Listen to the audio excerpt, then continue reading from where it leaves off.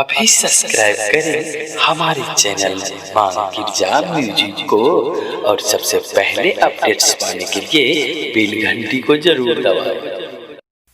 If speaking to someone else, you can wait or call again later. आपने जिस व्यक्ति को कॉल किया है वह अभी दूसरी कॉल पे व्यस्त है। कृपया प्रतीक्षा करें या कुछ समय बाद कॉल करें।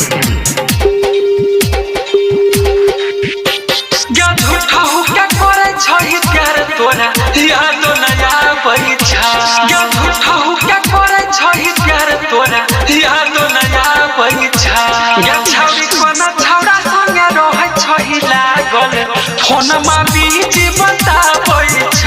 या छौरी कोना छौरा संगे रहै छहि लागल फोनमा बीच बताबै छ या झूठा हो क्या करे छहि प्यार तोरा याद न आबै छ या झूठा हो क्या करे छहि प्यार तोरा याद न आबै छ या छौरी कोना छौरा संगे रहै छहि लागल फोनमा बीच बताबै छ या छौरी कोना छौरा संगे रहै छहि लागल फोनमा बीच बताबै छ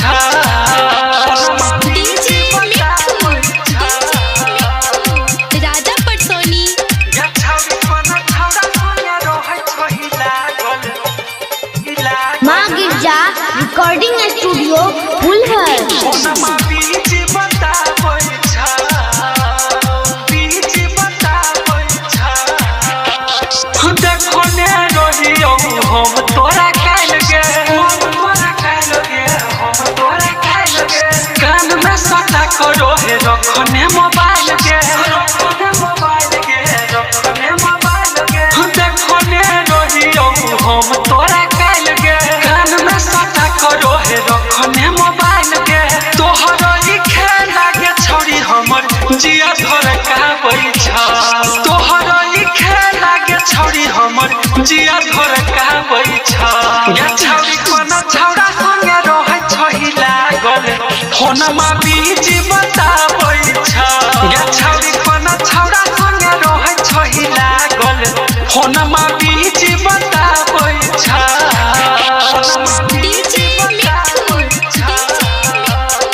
राजा पटसोनी या छौरी कोना छौरा संगे रहै छहि लागल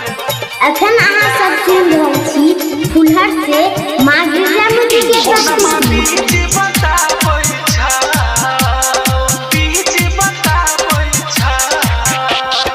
भूल गेलही गोरी हमरा तू प्यार के हमरा तू प्यार के हमरा तू प्यार के बाबू सोना कह छहि नव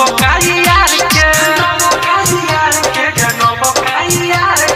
भूल गेलही गोरी हमरा तू प्यार के बाबू सोना कह छहि नव यार के अजित सोनी सागर तोरे चलते लोरा बाबा हाबै छ अजित सोनी सागर तोरे चलते लोरा बाबा हाबै छ या छौरी कोना छौरा संगे रहै छहि लागल फोनमा बीच बताबै छ या छौरी कोना छौरा संगे रहै छहि लागल फोनमा